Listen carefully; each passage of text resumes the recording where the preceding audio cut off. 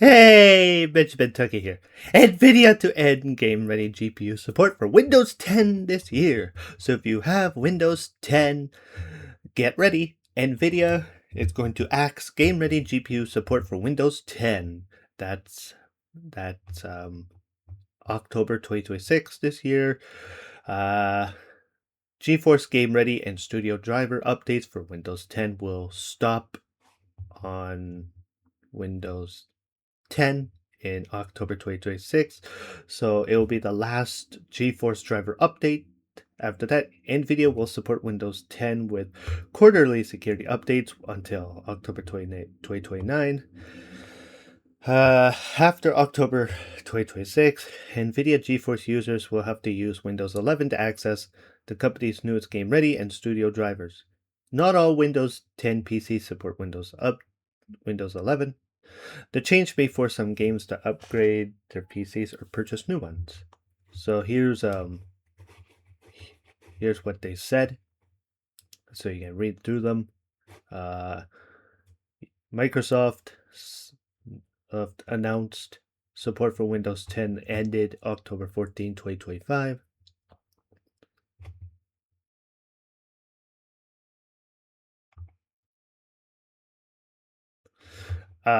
The first game ready driver that doesn't support Windows 10 will be on November 2026. Microsoft extended its extended security update for Windows 10 that will be until October 12th, 2027 next year. Nvidia could continue supporting Windows 10 users with GeForce Game Ready and Studio drivers. There's because of the ESU, but that's not going to happen. And so gamers will have to move to Windows 11 if they want new hardware support. And it will be disappointing that Nvidia has not extended mainstream driver support following the ESU extension. By axing Windows 10 support, Nvidia can focus on Windows 11 and the driver efforts. The freed up resources can help Nvidia improve Windows 11 drivers, and it remains to be seen if that will be the case. Oh, hell yeah. Okay, so this is, yeah, you can see it on the forum here.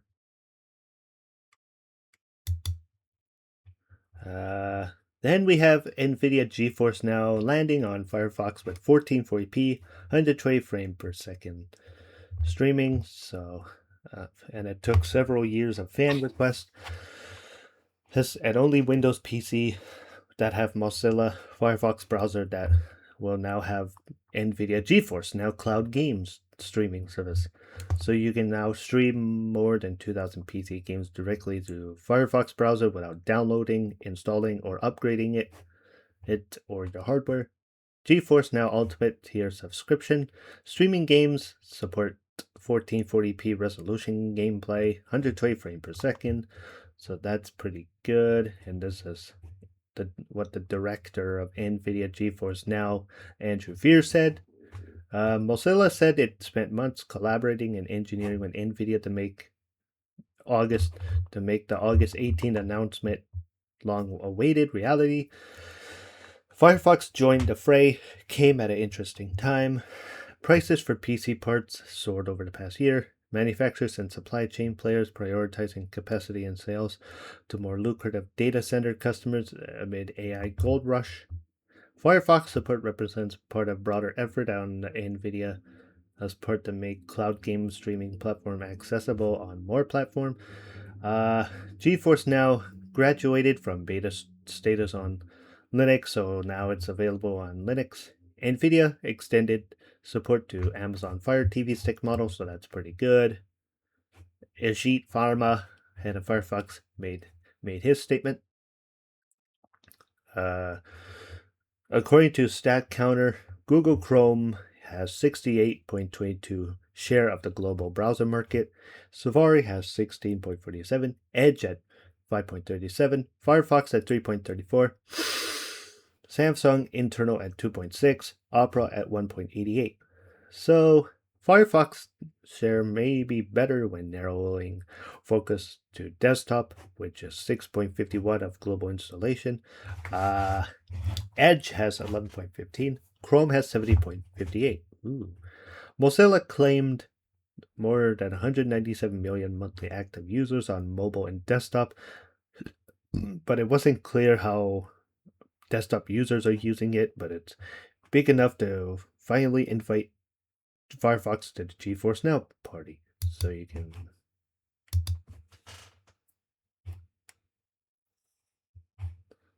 can join here.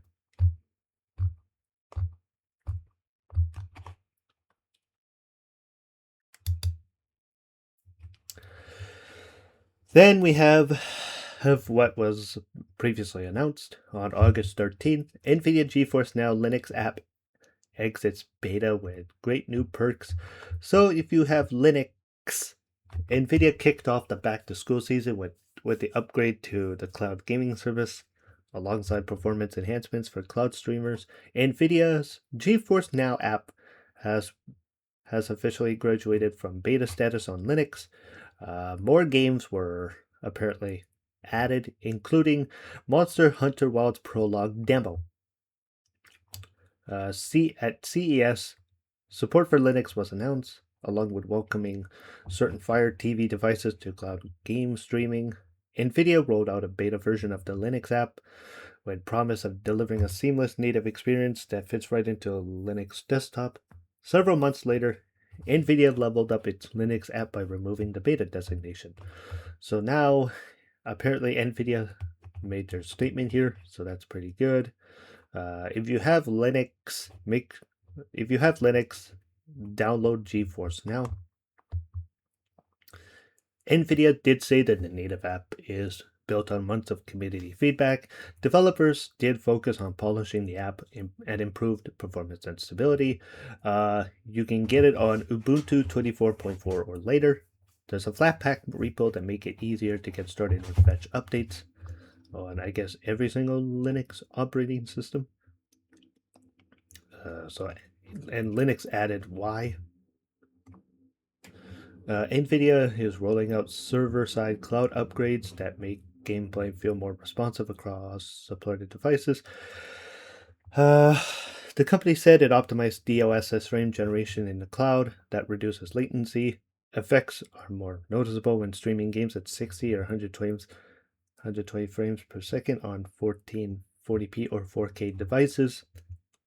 Nvidia said it made server-side tweaks improvable via frame rate in some CPU intensive games that are demanding now can run smoother. Optimizations are behind the scenes, do not require any fiddling on the part of end users. Nvidia is also apparently giving a care. They're now caring about Chromebook. Eligible new owners of Chromebooks and Chromebook Plus devices can now have Nvidia's Chromebook FastPass, which grants a full year of GeForce Now access at no cost, along with priority access and no ads, so that's pretty good. Here are some games that are so happy to be on Linux via Steam or Xbox. That's pretty good.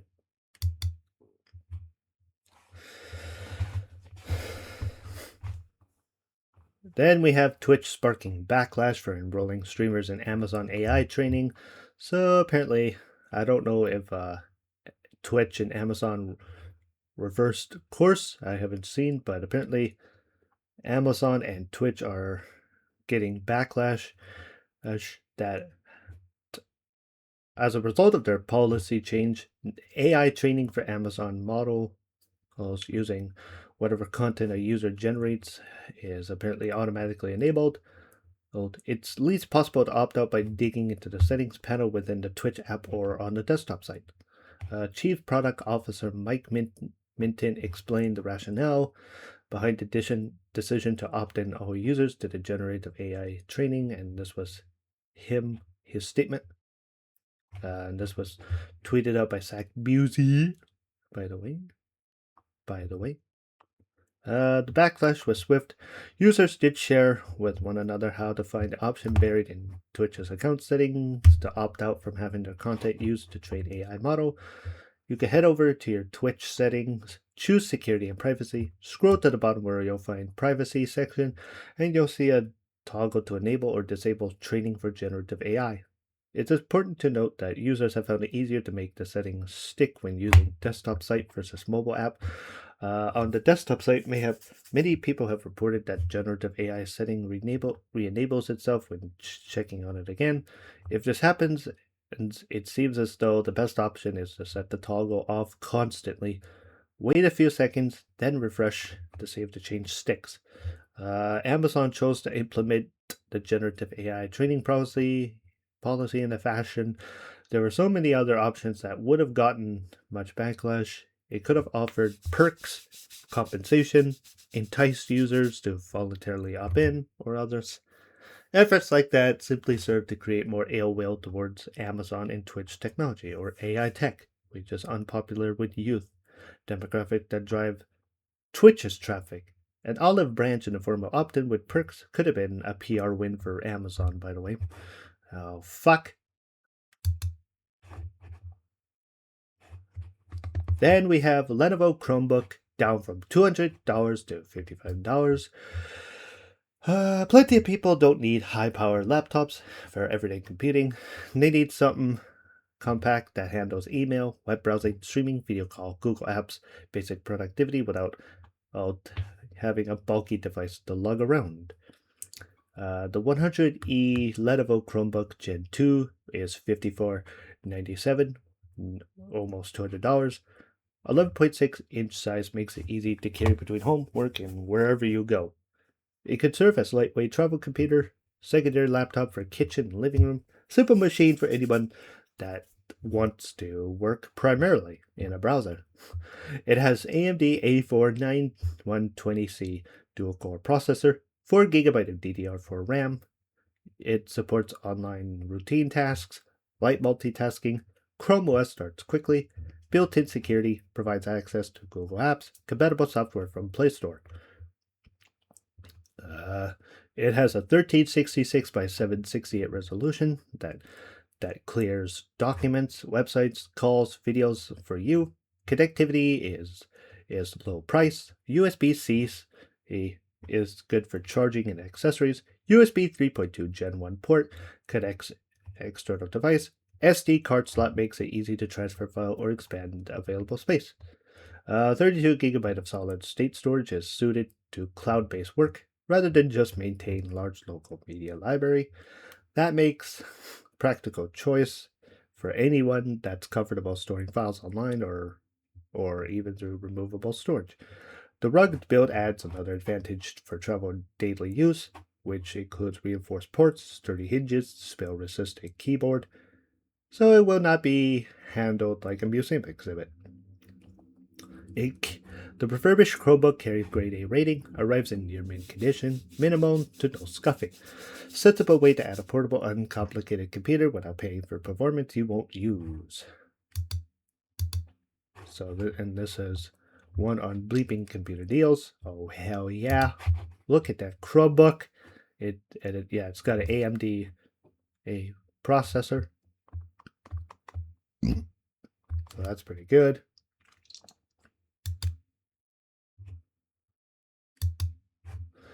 Then we have Xbox testing disk to digital feature to keep physical libraries alive.